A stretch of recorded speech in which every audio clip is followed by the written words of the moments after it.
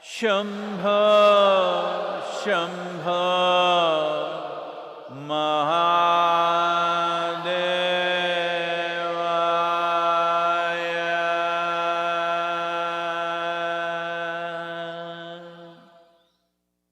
Yoga Yoga Yogeshwaraya Bhuta Bhuta Bhuteshwaraya Kala Kala Kaleshwaraya Shiva Shiva Sarveshwaraya Shambho Shambho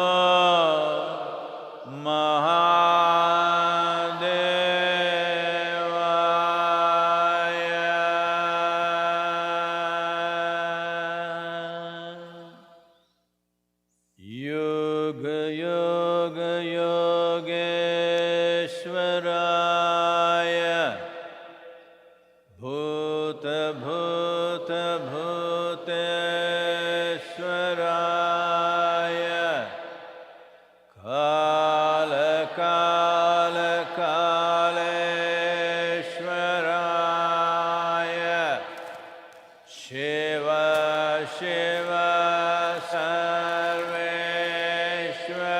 Sarveshwaraya Shambho Shambho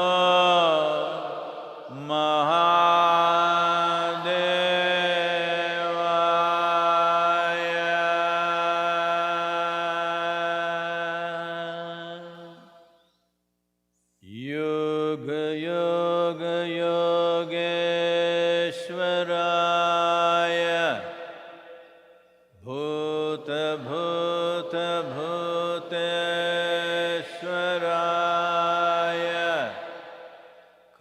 Kala Kala Kaleshwaraya Shiva Shiva Sarveshwaraya Shambho Shambho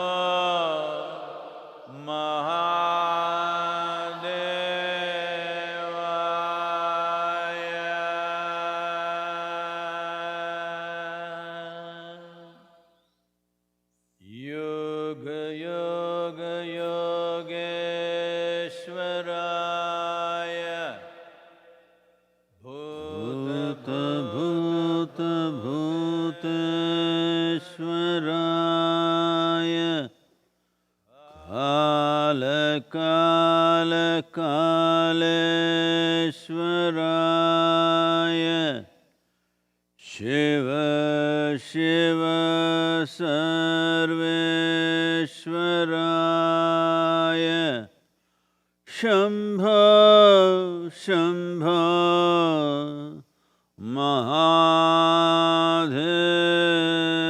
Mahadevaya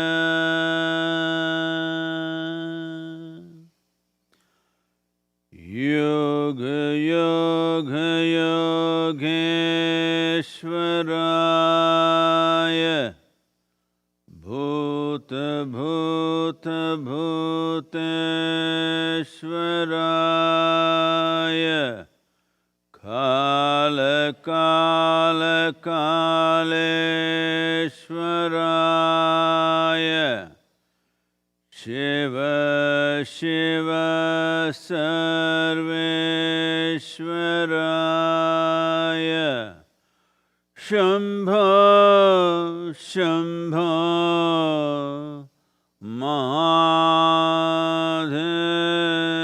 Mahadevaya Yoga Yoga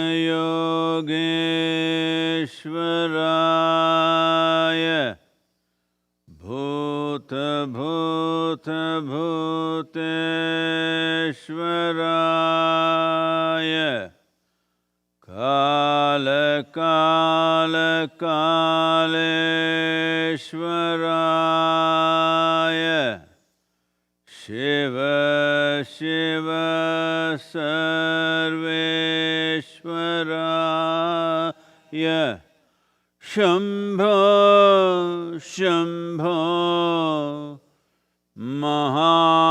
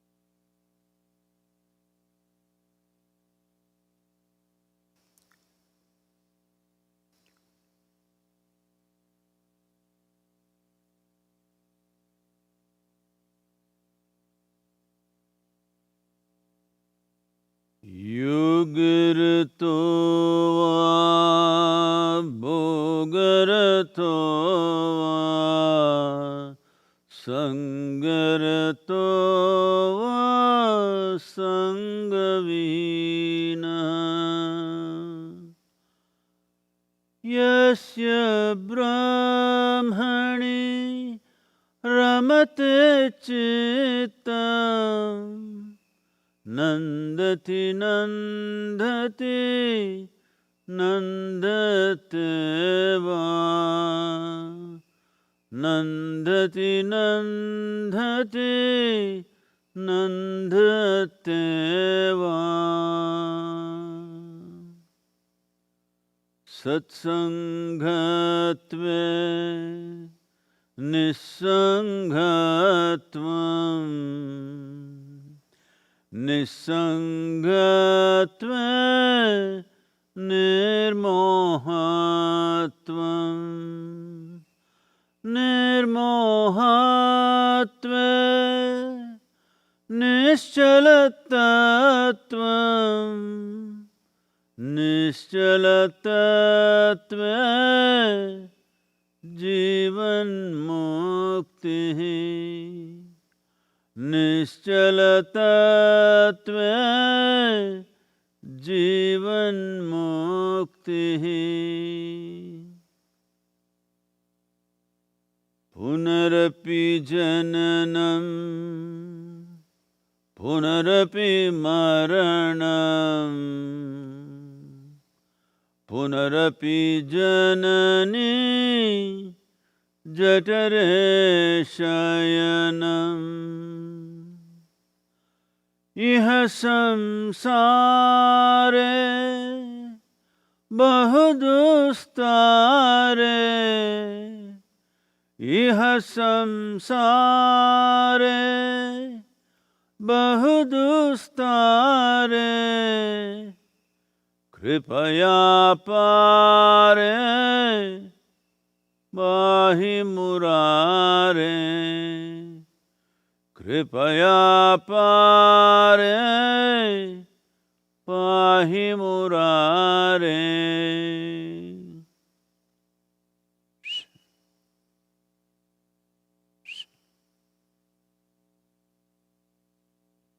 Namaskaram.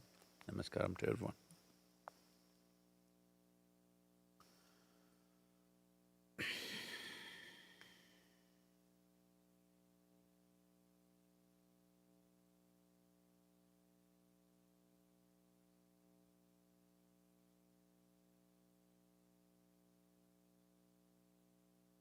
The pandemic dances on across the world,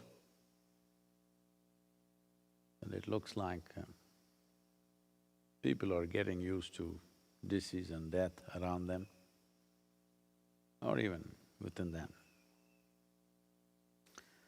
That the news cycles are talking about various other aspects.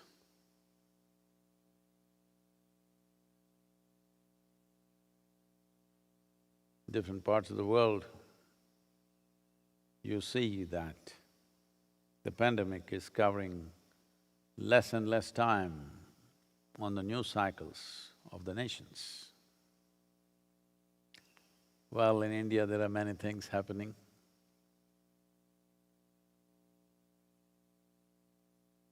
In United States, of course, the election fever is building up. So, people are sort of getting used to this. But whether you get used to it or you don't get used to it is not the issue.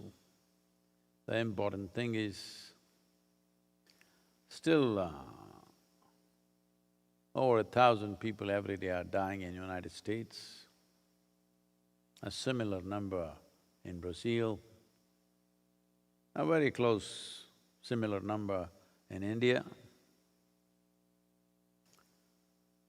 Well, and it's also multiplying. India is doing over 1 million tests per day. And the positive cases, it took over 3 months to get to 2 million positive cases. But the last 1 million has happened in 16 days. So it's growing exponentially. Fortunately, more people are recovering also.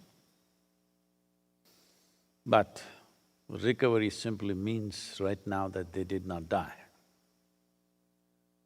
I don't think there is a proper evaluation whether they are fully recovered, have they become normal, are all their bodily functions normal once again. I don't think there is a gauge, nobody has the time nor the facility to gauge those things right now. So, as it goes on, we need to understand that virus is not a new thing to us. Periodically, it has happened many times over. I mean to say, in the evolutionary history of a human being, it happened many times over. Well, I was talking to a few scientists who are experimenting with various types of viruses, including the corona type, but not the one which is causing pandemic, but more benign corona types which are already in the human system and various other things.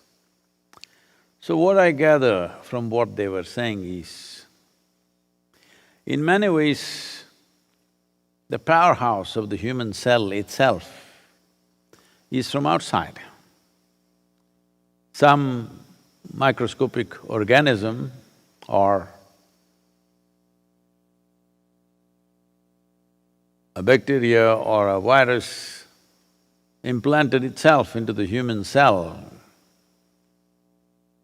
and became what we today know as mitochondria, which is the powerhouse within the cell, it generates all the energy. So, are we separate from the microorganisms? No. Because actually, according to modern science, if you look closely enough at this body, you do not know which is human genetics and which is microorganisms, it's all mixed up. And nearly 30% of the protein development which has led to various stages of evolution within us and making us who we are right now, nearly 30% of that evolution happened because of viruses. So I'm saying there is a hope, maybe this virus will evolve you. Who knows? I've been trying, but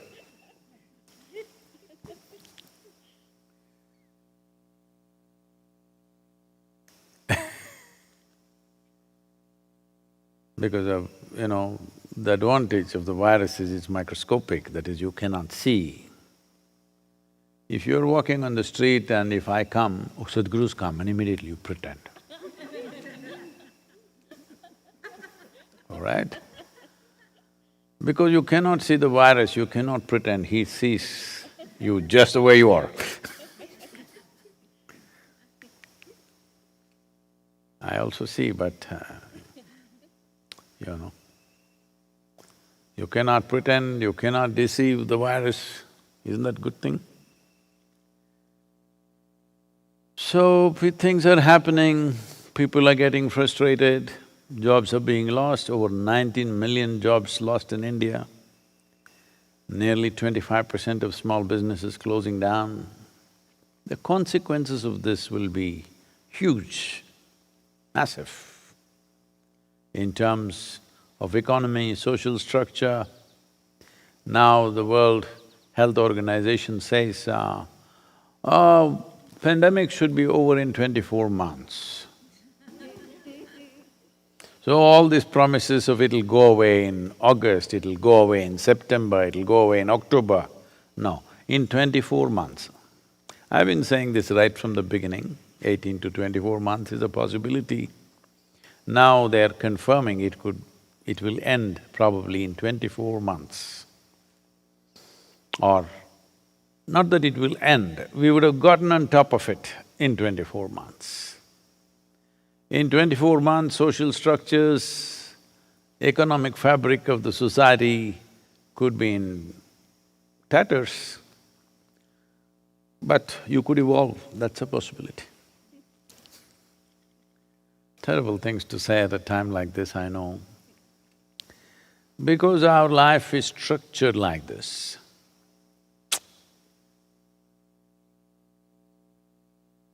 The other day I was just coming out of the place and one particular very highly energetic little frog,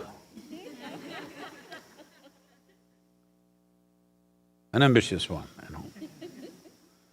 was trying to get into the building. Well, I don't mind the frogs. I don't eat them, but I don't mind them. I don't even mind all the conversation that's going on in the evenings. But I don't want him to sleep in my bed. So I had to close the door on him. But I thought, looking at his energy and ambition to get inside, he reminded me of how we have been as human beings. Maybe this is how life evolved. You ladies, you know, frogs have turned into… all it took is a kiss.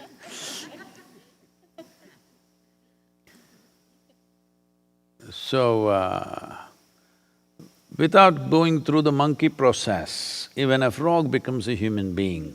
Within 3 days, you will be disappointed. This is happening.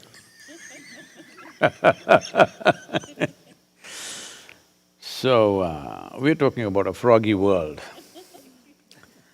A tiny frog croaks and leaps in ungainly haste upon the porch. As I wonder what ordained purpose he is out to fulfill, what froggy business or profession drives him.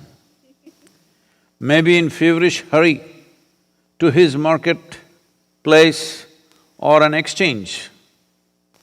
Or he may be the leader of a frog democracy, or a monarch rushing to the parliament or his court. But he's alone, no courtiers or sidekicks. That cannot be even in the froggy world. One with such a significant voice must be of some importance, maybe a spiritual leader.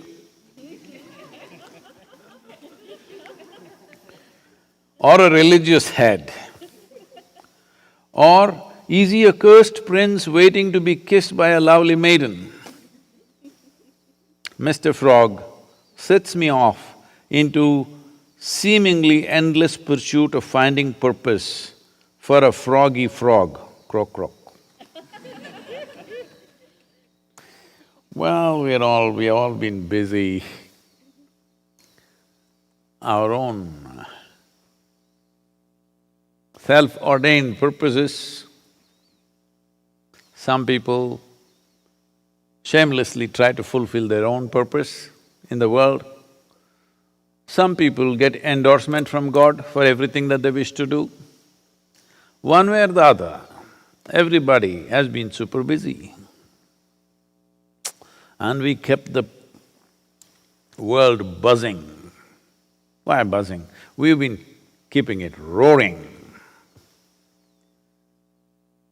Well, today, like there was a time when people would discuss weather, now you don't discuss anymore, you just consult on the phone. You don't discuss with your neighbor, what does it look like? Is it going to rain today? Is this going to happen, that going to… no such discussion. There is one lady out there, boom, she tells you. So whether discussions are gone, stolen by Google, there used to be religious discussions about the geography of heaven and what will be the accommodation you will get for the kind of person that you are, what will I will get and these things. These things have become little… people have become shy of discussing those things. Still they have aspirations. But they've become little shy because even to themselves it sounds stupid. So they've become little shy, but don't think aspirations are gone. Still a whole lot of people aspiring to be in a higher heaven than you, always. So the only discussion is about economy. Come election, little politics. But even politics is mired in economy. So one thing we have kept throttle on is economic engine, roaring. Almost everything that you see around you is commerce, commerce and commerce. So, commerce has consumed human consciousness. Now this is an engine, this is a vehicle where everybody's foot on the gas pedal is full on. But nobody knows who is handling the steering wheel. When you keep the engine roaring without a hand on the steering wheel,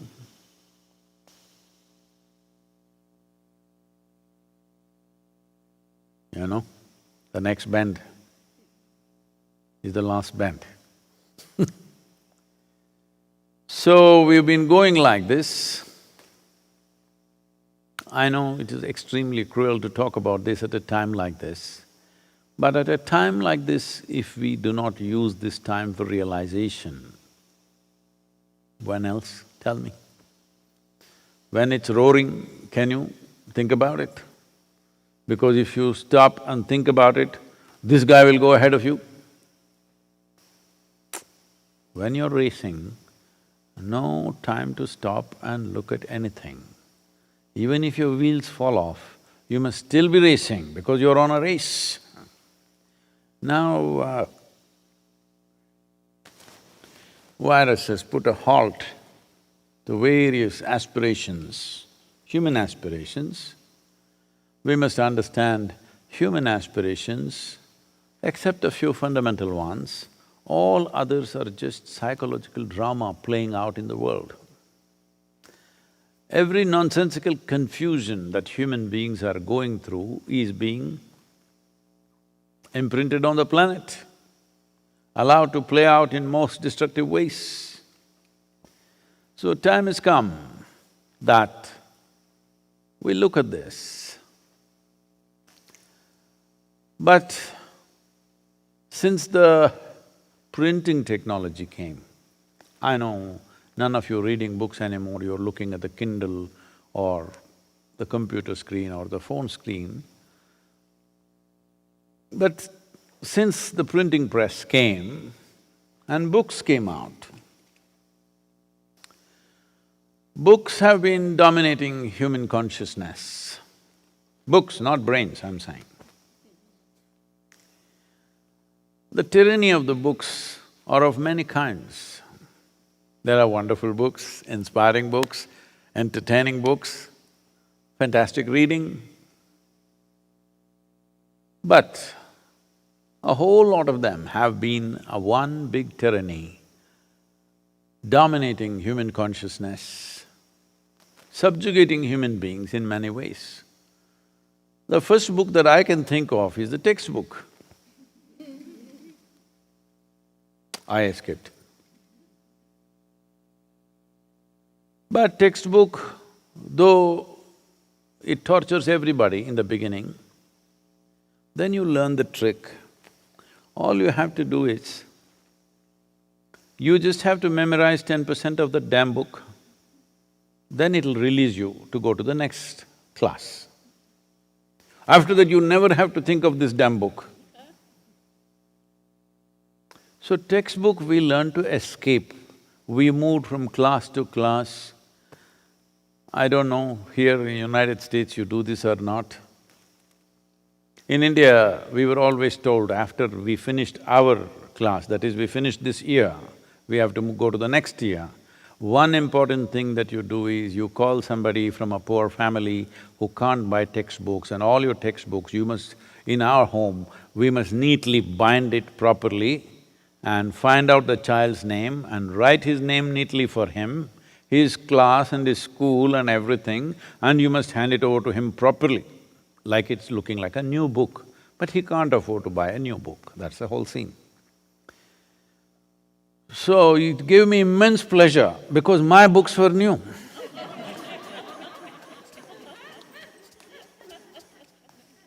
It gave me immense pleasure to give them not horribly used, all knowledge squeezed out of it, nothing like that.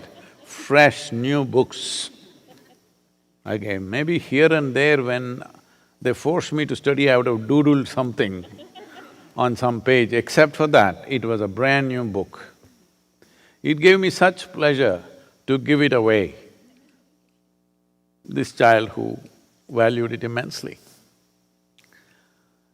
So we learned to escape the textbooks. Initially it looked insurmountable. Yes, when you're third, fourth, fifth standard, it looked insurmountable. It looked like it's a wall that you cannot cross. But then you learned the trick. There are passages. You don't have to necessarily climb over the wall. I'm saying even what is printed in a third standard book, believe me, even today you have not understood what it is. Hello? We learned how to find a gap in it and go to the next class and the next class and the next class. So we mastered how to dodge the textbook. Today that there is not probably one human being, maybe there are few, very few if there are, there's not a single human being on this planet who does not belong to some nation. There was a time, I'm just saying 100 years ago, there were so many human beings who did not belong to any nation. They migrated, they just lived wherever they want. There was no passport, there was no visa, there was no wall. People went where they want and lived. But right now there is not a single human being, or at least there are extremely few human beings who may not belong to a nation. If you are it's a very negative thing, you're a non-state actor, means you're a terror suspect. You're not a shepherd, you're not a migrant, you're not a gypsy, you're a terrorist. That's what it means that you don't belong to any nation means right now. So we have to belong to some nation. The basis of a nation is a book again. It's called a constitution. Every nation in its infancy starts with great ideals and exuberance, enormous idealistic approach and exuberance of new nation. After some time, it largely becomes a restrictive process. But one good thing about the constitution is, we can amend it. We can find fault or find limitations of what it is and go on doing amendment after amendment after amendment. After a few generations of amendments, well, you can't recognize the original nature of the book, it becomes like that. Because we keep doing that, and then you don't know in the end what that book is supposed to mean. And in a few generations, everybody learns how to exploit that book and use it against each other. So this goes on. So though initially in the infant nature, in the infant stages of a nation, it is of great inspiration and great exuberance of life, after some time, it becomes largely restrictive. But in 2, 3, 4 generations, people understand how to escape that. The best thing is you become a lawmaker. You get elected, now rules… You can put it around whichever way you want. The next book that I can think of are the books that are called as holy books. The very word holy means you cannot question the content. That's what it means. You cannot question the content. Because normally, in most cultures, the book is the word of God Himself, whatever God you believe in. So, not available for amendment,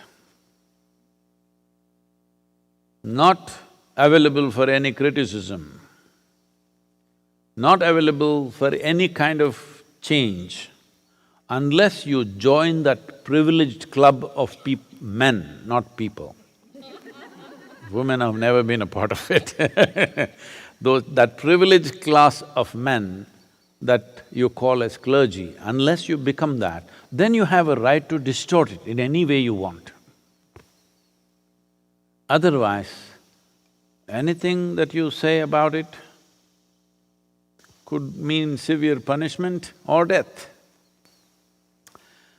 See, a society becomes civilized only when there shall be no persecution in terms of death, torture, imprisonment, for criticizing either a leader, a religion, or a historical figure, or a book. A global establishment of this fundamental is what we call as civilization. Because, well, the reason why this might have come is there are aspects to life which may not fit into the logical sense of whatever basic logic that one is talking about. So, all right, we can give the privilege to these books that you cannot question the context of the book. Whether God said it, somebody said it, let's not question that because it doesn't matter. But the content must be open to question. If once the content is not open to question, it leads to a tyrannical society where anything that you say can lead to terrible things for individual human beings, and it's not happened to one or two. We could have ignored it if it just happened to a small number of people. It has happened to millions and millions of people on this planet have lost their lives in the last 1,000 to 2,000 years, just because they said something that somebody says the book doesn't agree. We do not even know whether that man has read the book, first of all. We do not know, but he claims because he's entered the privileged club. So once you move in this direction, this is why I said the book, not the brains, because you have to give it up. You have to subjugate human intelligence to accumulated information or accumulated ideas of another time. This fundamentally is raining only for me. Privileges of being a guru, huh? Only for me. All right. You're all in nice bright sunshine, look at me. Maybe because I'm saying these things about the…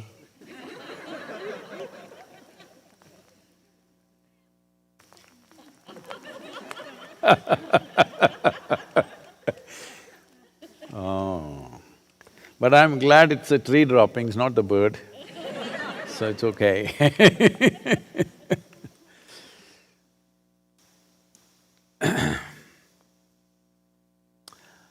You will see what falls out of this class of people who take this position that they can interpret, distort and demonize the so-called words of God that cannot be touched by anybody else. That reminds me of I don't know, most people might not have even heard about this movie. Somehow, I don't know why I ended up in this movie, because I was not given to going to these sort of movies, but somehow I ended up there, I don't remember how. There was one movie called Mirch Masala. You've heard of this? Usha would have seen every movie in the world, Hindi movie. If you are a Gujarati and you're in United States, that means you've seen every Mumbai-made movie.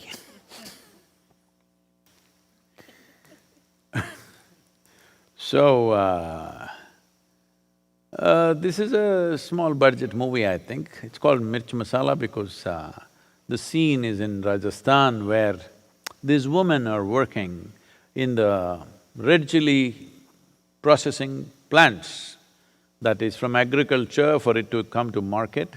It's a very… not really a factory, but hundreds of women working to dry the chili in the right sense, because in India, we know how to do various kinds of magic with chili. Do not underestimate the power of this magic, because the power of this magic of Indian spice, not just the chili, so many other things together, had the European tongues hanging out, and that became the mariner's compass. They all wanted to go to India. Not for gold, not for diamonds, they had heard about that also, but it's the spice. Because just imagine, a culture which did not know any other taste other than a few natural flavors of meat, this and potatoes and salt, suddenly tasted, masala.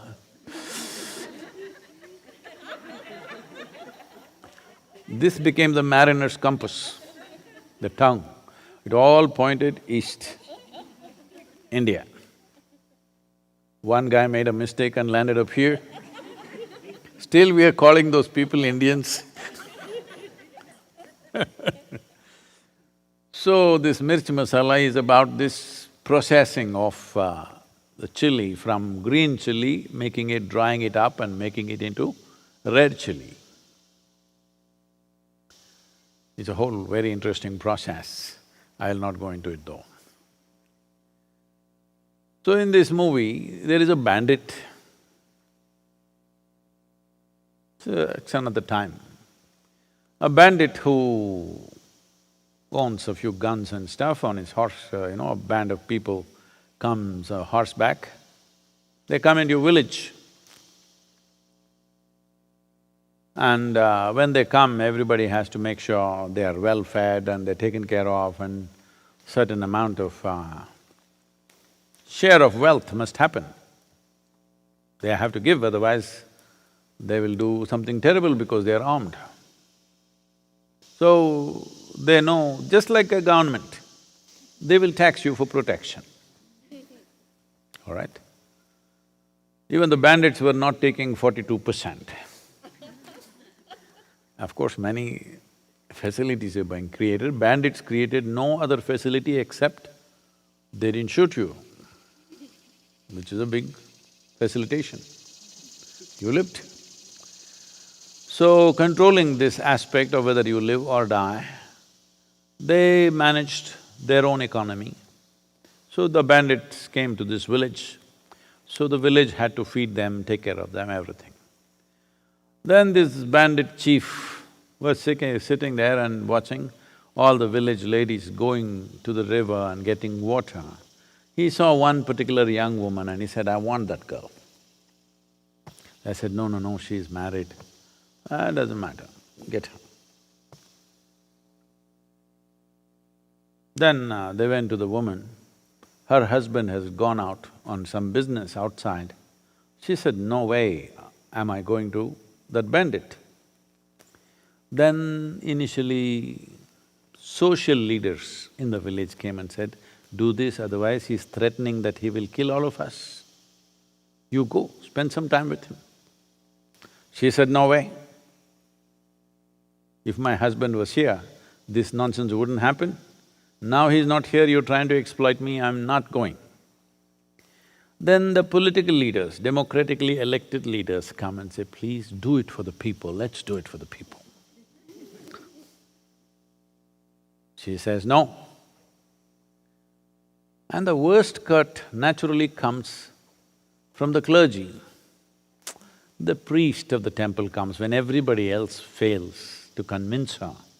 He comes and says, "Ye sab maya hai beti." Saying, this whole life is maya, this is all illusion. Doesn't matter, it's all illusion, you know. You going to him, coming back, everything is illusion. Well, if that is illusion, you getting shot also is illusion. No, it doesn't go that far. It works only for you, not for me. So, because somebody gets endorsed not by public mandate, that also makes them do all kinds of funny things. But now they got endorsed by another power that nobody can see, suddenly it gives them rights to do all kinds of things. So we are not against books. Books have done many wonderful things to us. Before these videos and online and everything came, it is books which took us around the world. We read a book about Antarctica and we were almost there if it was well written, you know. Hello? It is so. We went through so many experiences as if we lived through it just by reading a book. So books have done wonderful things to us. But institutionalized books like textbooks, constitution and holy books, ooh, they've always been a huge restriction upon human consciousness. Particularly those books that cannot be amended are always a serious problem. What comes out of them, you never know, because they can make anything out of it. Because largely it is said in such ambiguity. Anything could come out of it depending upon the clergy. That elite club of people, no, not people, of men. That elite club of men, still it's a male domain, you must know.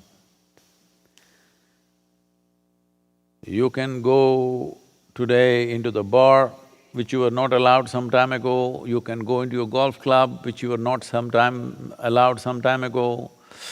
You can go into the parliament or the senate, which you were not allowed some time ago, but still this is an elite man's club, the clergy. So what comes out of this book just depends on their whim or their intent.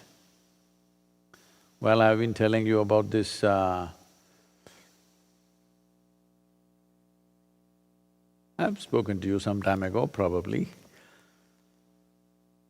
You know, as a large family in Tennessee, usually large families in this region have, depending upon… this is not only in this country, everywhere it is so. If it's a rich family, usually their holy books are… in India, they won't leather bind it because they're against it, or it'll be gold trimmed or something, but the book gets bigger and bigger, you know. I walk into somebody's house in India, this big Bhagavad Gita, this big. Nobody can hold it in their hands and read it. It's on a stand. Of course, nobody reads it. Similarly, other holy books in different cultures are put up on a stand because they're that big, no human being can hold it in their hands. So the book grew big in the family. There was a young boy, so they put him to school, in a boarding school in the East Coast. After a year of being in the boarding school, he came back just around 7, 8 years of age. He just learned to read and it's exciting him, the written word. So when he came back for the vacation, he was flipping through this big book which nobody had turned over for a long time. And some people have this habit of taking a leaf or a flower and keeping inside the book, it gets dried up, desiccated and stays there, it comes out like a nice artwork. Leaf is a fantastic artwork anyway, but it has to be in a book for you to notice it. Here, it's in the wrong place.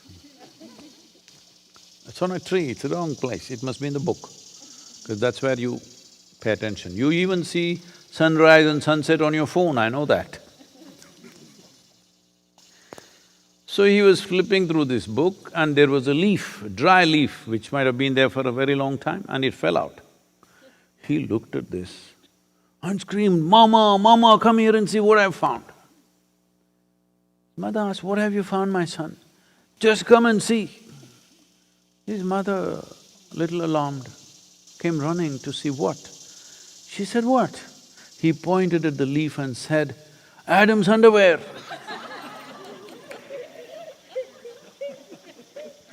See, what comes out of a book is left to you, all right? So, one important thing to do is, any book, either amendments should be allowed or at least criticism should be allowed, one of those things. Maybe it is written by a great sage or a messenger or a son or himself, so we don't want to amend it. You lose the rights to amend it, it's okay. But at least must be open to discussion, debate, not simply criticizing for something. See, a question, everybody must get this in the world. Unfortunately, all the wrong sort of people are asking questions. When I say wrong sort of people are asking questions to prove a point. People are asking questions to prove they're smarter than you. That is not the purpose of a question. Question, you must refine your question in such a way, by the time we are done with this question, your understanding, your experience, your realization about this life should be little deeper. Question is a tool to dig deeper, but most people are using question to beat somebody. This must be taken away, because question is a fantastic tool to dig deeper, either asking the question to myself or to you or to somebody else. It must be always a tool. It must be kept as a pristine tool to dig deeper and take human understanding and realization to a deeper possibility. Unfortunately, questions are being used to thrash somebody. Because they started from the school, the teacher asked the question not to deepen your understanding, to expose your ignorance. So,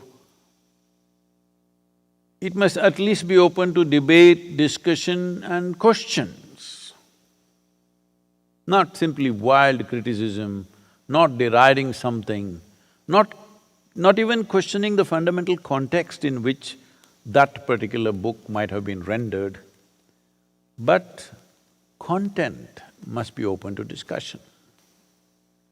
Not only by the privileged segment, by everybody. Fortunately, largely in the Indian culture, this has been open, anybody can ask question, anybody can debate. Even when himself came, there also he could not escape questions, hundreds of questions to all of them. But this has been suppressed in many places, because I'm speaking about this, because at a time like this, when the pandemic is on, so many people are busy with their own agendas of enhancing their own powers in the world, political ones, religious ones, all kinds of people. This is a time for all of us, when mortality stares in our face, at least then we must become sincere about what we're doing, it's very important. At least then, if you could not do it all your life because you were racing with somebody, at least then, because death is one place where you don't want to race with anybody. Hello? You don't want to get there ahead of someone. Hello? You would like to be the last person to go. So, when it comes to mortality, we must understand race is a bad thing. We should not race. I'm talking about racing. not racism, because these days it's dangerous to just use the word. So, at a time like this, I really hope now that WHO is is saying 24 months. 24 months of sadhana, of keeping quiet, keeping your mouth shut, masked so that you don't look beautiful anymore. You don't look prettier than somebody else, you just look like a mask. Okay, you can have a better designed mask than somebody else. But even if you have a really… in India, all kinds of fancy designer masks have come with gold brocades and everything. But the best thing about it is nobody knows who is behind it. So it doesn't matter. You make something beautiful, that's wonderful. It will make it pleasant for other people's eyes, but it doesn't enhance you. It's a good thing. So, this is a very good time to really look at this, to make the world in such a way that human intelligence and consciousness will shape the nature of our societies and civilization. This is the time to do it. This is a very good time to do it. So, to what extent we can, we do not know, but definitely we can seed it little more strongly because the season is right. Now, this may look… if you people are thinking in a certain way, they may think when we have lost our job, when we've closed our business, when we're struggling for our bread, this man is talking all this.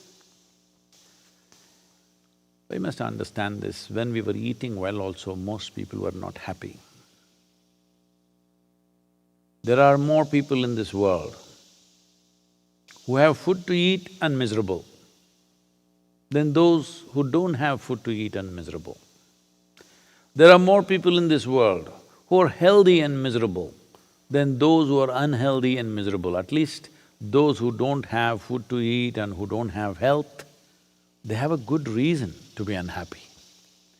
Rest don't have any reason, just that they've become experts. How to cause misery to myself.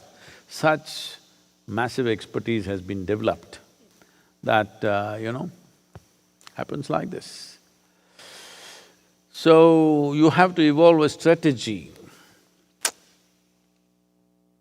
When I say a strategy, this happened. A little boy was sitting on the street side. He saw another boy with a dog on a string and taking the dog. Must have caught a street puppy and taking it home. This little boy looked at him and said, "Can I play with your dog?" "Okay, not my dog, I just caught him. So let's play." They played. Then the boy became very morose, very melancholic. He said, "Even I want to take a dog home, but my parents will never allow it. Any number of times I ask them, they say no." The other boy said, "That's not the way to do it needs a strategy." What is the strategy? So the other boy said, "Just start throwing up a ruckus at home that you want a baby brother. Believe me, they'll get you a dog." So right now we don't need a strategy like this because the virus is strategy. When you realize that you are mortal, then you will also start because mortal simply means there's a limited amount of time. What does unlimited amount of wealth mean to a man who has limited amount of time? This much, I think, understanding will come. I trust the human intelligence still.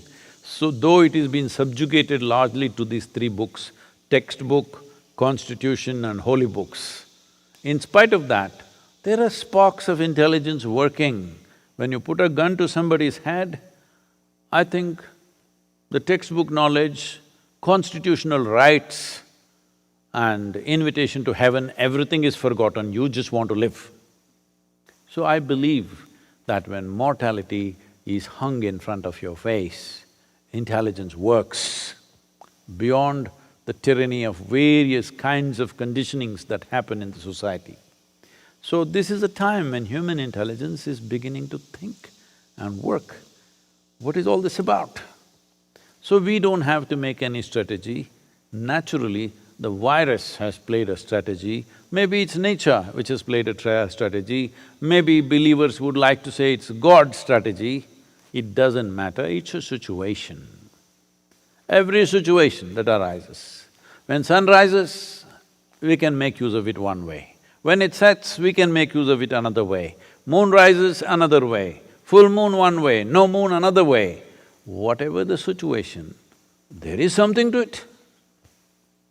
That is if you have a working intelligence.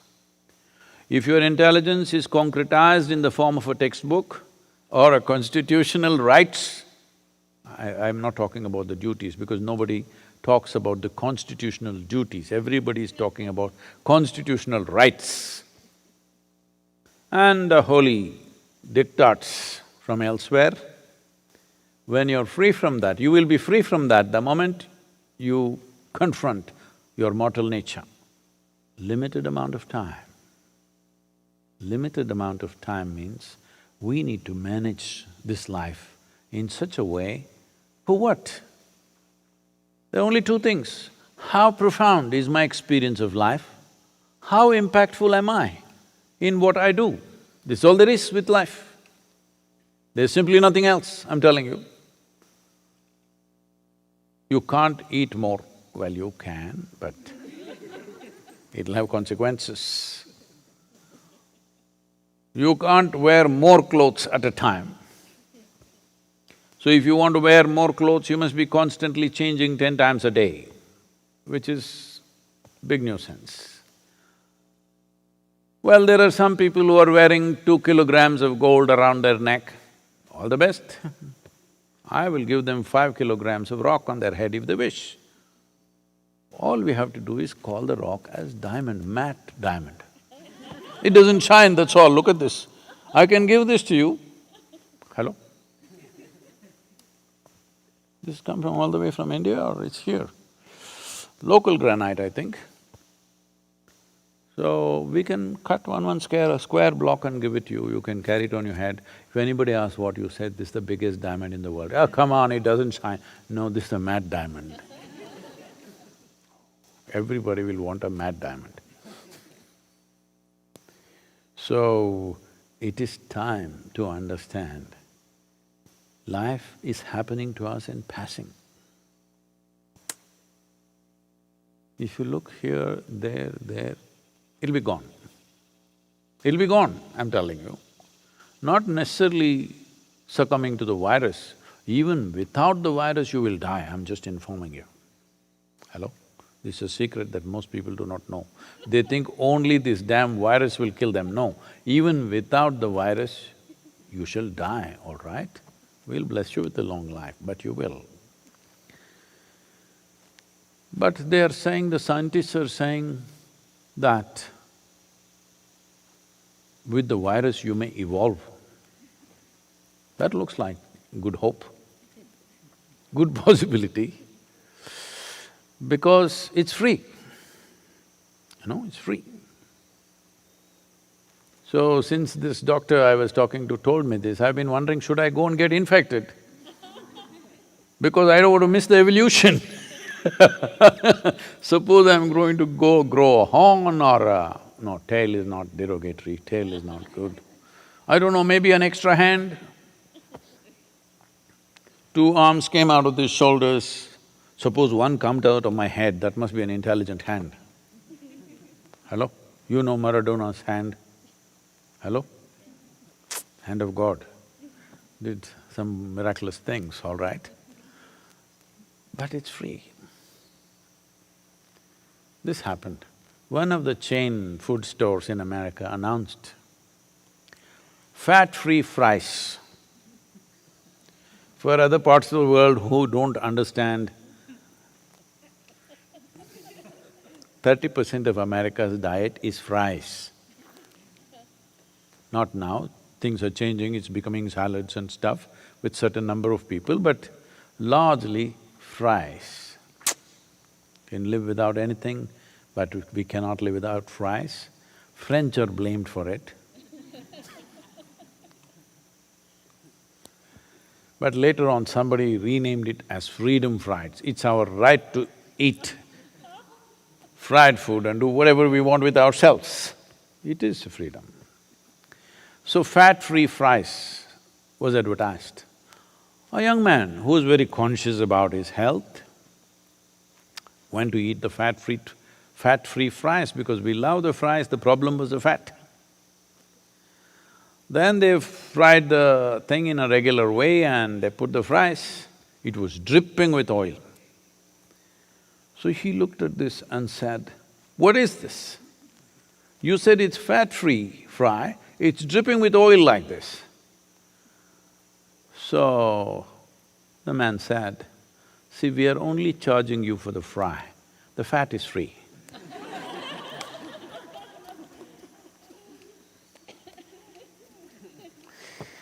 Please, I think there are some questions. This question is from Jose. I have done inner engineering online and I live in South America. I have been eagerly wanting to get initiated into Shambhavi, and I thought initiation would be denied to me as I can't afford to travel, as I thought the initiation can only be done in person. Last week, you mentioned you could even initiate us online. This filled me with joy, as so many people who have been longing for it have this chance now, irrespective of where they are. But may I ask, what changed? Most importantly, how can I make sure I receive this as powerfully as I would in person? I don't want to miss out. Well, nothing changed, Jose. And anyway, we are not initiating online. There is no such thing as offline initiation and online initiation. Initiation process, particularly for Shambhavi, is more like a consecration of a human form. Or if we want to put it in more mechanical terms, you've heard of these days many motors have or no more induction, but most electric motors are induction motors. That means there is a process of induction. Though there is electricity, though there is a mechanism, still it doesn't go unless induction happens. So this is like an induction. Does this happen offline or online? There's no such thing. As I've said repeatedly, many times probably, I have initiated more people who I have never seen in my life than people whom I have seen. This doesn't mean I initiated them online, this happened well before online came, this has been happening forever. The important thing is just this. The entire program, the physical programs we've been conducting or now the online programs we're conducting, essentially is about knocking on your door. How much knocking do you need on your head is different from person to person. There was a time when our initiations had long preparation. We were going through a 13-day program, preparing people to be initiated, because that was a different sort of initiation which now is happening as a secondary program in the form of Shunya. At that time, the basic program was Shunya, so we need 13 to 14 days.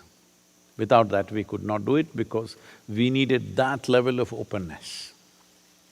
And also,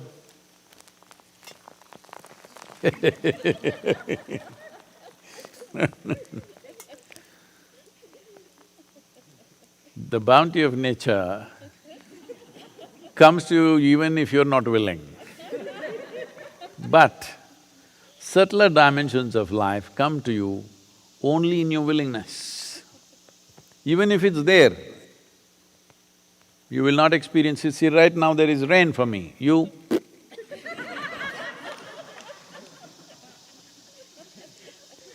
you don't have it.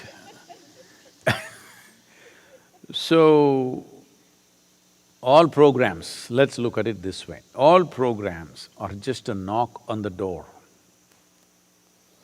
When we…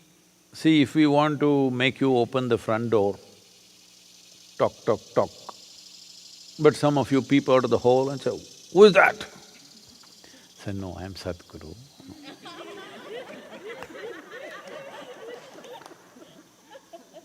"What do you want?"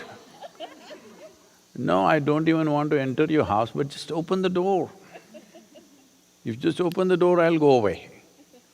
"No." "Who is this guy saying, open the door? What do you want?" "No, I don't want anything." "Then you're really dangerous. You don't want anything?" When I was in Lebanon, maybe maybe Lebanese people know, but others will not know, there is a queen in Lebanon. Well, no more political authority or any kind of authority, but a small palace and a queen, and there's a social status attached to the queen. So I got invited for a lunch there with lot of prominent people in Lebanon in the lunch, and I went there to speak and to eat. When I went there, I met one interesting guy who's a really man about in the society, Mr. Bunbury. You know what's Bunburying? No, it's okay. Then we got into conversation. After I spoke and then ate and then, individual conversations happening here and there. So this guy was an interesting guy, we were talking, and then he said, "See, Sathguru, the problem with you is you don't want money. If you say, I've come here to make money, we will trust you. The moment you say, I don't want money, then we are suspicious of you. We are very straightforward. If you say, I've come here to make money, we understand because you and me, same. You suddenly say you don't want money, then what do you want? Well, maybe I don't need anything, that's even worse. We have always been suspicious of people who don't want anything, because they will bring another dimension and trouble us. I thought that was very interesting because that's true. You remember, inner engineering introduction, free introduction, you never understood that it'll cost your life.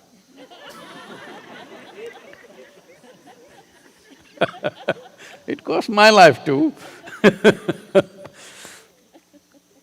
So it's free, means there are many things to it. You need to understand this. This is the nature of dimensions beyond physicality. In physicality, everything is transactional. You give this, I give that. You take this, I take that. It's a world of give and take, which has its usefulness, which has its own pleasures and beauty to it. But transactional world is one thing, transformational world is of a different nature. So what is initiation is a transmission. For transmission, actually you don't need any understanding. Because today you've gone through this schooling and you read the textbook, because of that, you have this idea, unless I understand something, I cannot do it. That means you will never do anything significant in your life. Never ever. Because what you understand, the very word understand means, it's always less than you, isn't it? You cannot understand something which is beyond you, but you can experience what is beyond you. Right now you can experience the sunlight. It is beyond you, isn't it? Can you turn it on, turn it off? It is beyond you, but you can experience it. This life is beyond you. but you can experience it. So if you are in this mindset, if I do not understand, I will not do it, well, you will do just rudimentary stuff in your life. So, initiation is a transmission. Without transmission, there is no transformation. And transmission is not a transaction. A teaching is a transaction. In some way, it is a transaction. So, the programs that you have gone through are kind of transactions. Sit there, talk to you, you ask question, I answer you, and you ask one more question, I answer you, for that you ask another question. Oh, how many have you asked? I am showing such enthusiasm to pick up every question and hit the ball every time with full enthusiasm, not because I think it is a great question, it's a dumb question. But I know that is the way you open your door, that is your code. I must do tuk tuk tuk tuk tuk tuk. Then you open the door. Who is it? A familiar voice. You'll open the door. Unfamiliar voice, maybe it's God, but you will not open the door. Because you are that kind, we have programs and more stupid programs. This virus, phew, gone. All programs gone. So now we're just waiting that this constant threat of mortality and as Allama said, once you have money in your head, we can't talk to you. I hope money stays in your pocket, it's necessary, but maybe it will drain out of your head because you have money in the bank, but you can't travel anywhere, you can't spend on anything. If Amazon was not there, you would have realized much sooner. Much sooner, but you're shopping and still you're thinking your money is doing the thing. If that one thing was not there by now, so many would have realized, So realization is slowly happening, willingness is slowly happening. As this willingness happens, knocking on the door becomes less and less relevant. The transaction of teaching and trying to make you willing will become less and less relevant. This I found, in a very stark and painful way, I realized this. When I first went into to conduct a prison program, now it's mandatory in southern India, in all the prisons happening, even during this pandemic, our teachers are doing the online programs in the prisons in southern India.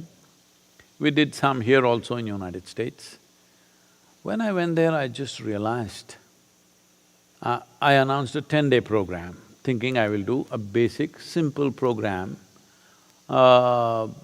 thinking because most of the people in the prison, many of them have… almost everybody is a school dropout, 90% of them, many of them have never been to school, language, all these issues, how much they can understand. But when I went there, what I was supposed to teach in 10 days, I was done in 2 days. Then what to do?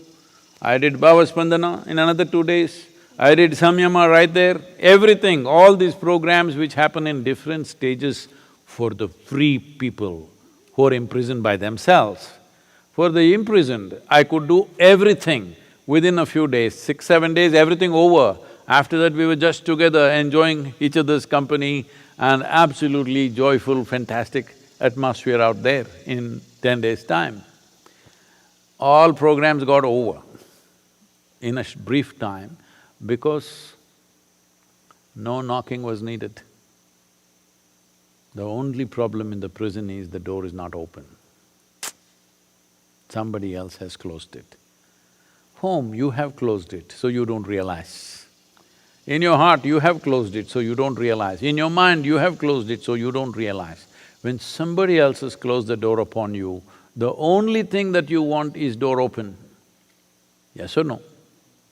Only thing that you want in your life is door open. This is what I realized with the prisoners, convicts. If you look at their things that they have done, terrible things they have done, but they became such fantastic spiritual material for transmission, boom, it just went like that. Even now, they're writing to us, writing poetry. Programs have been going on for over 20 years now in the prisons. Many of them who are there for life, or in India, unfortunately, there are many people who are sitting on the death row and waiting for over 10, 15 years. Their lives are fully transformed because opening the door was the only thing that they wanted. Now you are very cautious about opening the door. As mortality knocks from… not from outside but from inside, now opening the door becomes natural. So this is one part of it. Another part of it is the preparatory part. Preparation is… one thing is on the level of the body, which our teachers, our Ishangas will do it with small groups of people online, taking much more time. What was being done in about 3–4 hours' time will be done in much more elaborate way to ensure that practices, preparatory practices get across. And knocking, we will knock you more than we were knocking when we were in physical presence. So even when I sat with you,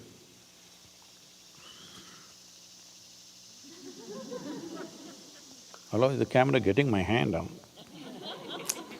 Secret messages were going. I'd catch you, no, don't use the phone, don't look here, don't look there, be here, be here, be here. No, Sathguru, I'm just writing down your words only, I'm just putting it on my phone. No, it's not about that, just be here. Doesn't matter you don't understand a damn thing, just be with me. We told you this and you thought, what is this nonsense? He wants me to look at his face all the time. What does he think of himself? All these things we have gone through, all kinds of obscenities a guru has to go through. Because anything that you do, the way it works, they have their own idea, but it's okay. It's okay because it's worked. It's okay because it's worked, otherwise it's not okay. So now, knocking on the door, we are making it in a different way, more elaborate way to ensure… See, even when you were in a group, we had to do so many things. Volunteers have to prevent you from an endemic urinary problem. Hello?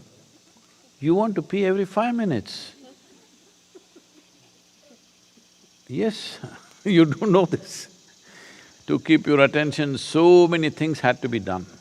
Now we are doing this preparatory step, now we are reducing the transmission time. Even there, transmission time was limited. We are doing all the drama to get your doors open. Now, if you don't open your door, most probably you will anyway not come for the initiation, all right? That's a good thing. We don't have the problem of chucking you out. We don't have the problem you came for a 5–6 hour program, somebody comes 2 hours late and they think it's their right, constitutional right to enter the place. We are facing this big argument, sometimes we call the law enforcement to deal with them. All those problems gone. If you're not interested, you're not there, that's all. It's fine with me. If you're not there, it's your problem. So if you're there, we are compressing this time in such a way, your focused, intensely focused time is just 3 to 4 hours in the entire program. The other things also you must learn, because the other things are like going from class to class in the school, because if you don't know those things, they won't take you to the next class. So the teachers will make sure that you know the preparatory steps well. The initiation part will anyway be only 20–30 minutes, but the session may be 3 hours or 4 hours. We are seeing technology-wise, we are still exploring various methods with which every 100 participants could be monitored by a dedicated volunteer, seeing that all of them are focused. There are some issues to talk to them, stay focused, don't go to the bathroom now. You must see the incredible thing. After going through 7 days of program, we've been telling them continuously, see, all this circus is only to initiate you. Just when initiation is happening, Simply, somebody gets up. What? What? Somebody volunteers to… What? I want to go to the bathroom. Well, just now you went and came. No, I like to go once again. This is called karma. Because inside your compulsions rule you. We don't have to go through these obscenities. If you go to the bathroom, you go. All right? You just won't get it, that's up to you. If that's your choice, it's fine with me. So, openness to create the necessary door opening, we are doing many things. If you sit there, now that you're in Peru, What is this? Peru? Now you're in Peru and you're thirsty, you're not a problem. I'm sure you will come and sit there 10 minutes ahead of me, waiting. If you're like that, you are not a problem. I am not initiating you online, I'm just initiating you individually as a person, which is how it is always done. There is no offline, online. Initiation is a direct transmission, it will happen that way and it will be as effective as ever. Only thing is, your family, your pets, your children, husband, wife must be kept out. You are absolutely there with the process. We will ensure it works wonderfully well without your neighbor screaming, your neighbor falling on you, something else happening in the crowded class, all those problems gone just by yourself as it should have been. Actually, it's ideal condition. If you are absolutely open, in fact, it is a much better condition than an assembly of 5,000–10,000 people. 5,000–10,000 people, there are many issues which are hard to manage. Now, I think these are better times in that way. You're sitting by yourself, you're thirsty. If you're not, you're in the bathroom, it's okay. It'll work wonderfully well. I think we'll leave it there, we've gone over time-wise. So,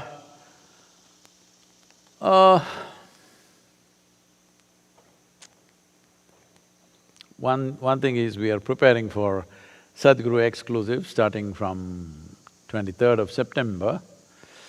So, we are thinking of various things and one important thing is we have never done this in North America rather. So, we will be doing something with North America in the next few weeks. Interesting, this is not something that everybody can participate because we want to bring out something, material, content connected to North America in terms of its traditions, its spirituality, its occult, its history. Based on this, we will be doing something. So, we are just exploring how you could participate in this online. Offline participation will not be possible. Online participation, how you could do, we are exploring these possibilities. Hopefully, we will be able to facilitate this because we will be moving and in this movement, how much technology we will be able to carry, we are not sure. But I believe something can be done. We look forward to having you there. Thank you very much. Namaskar.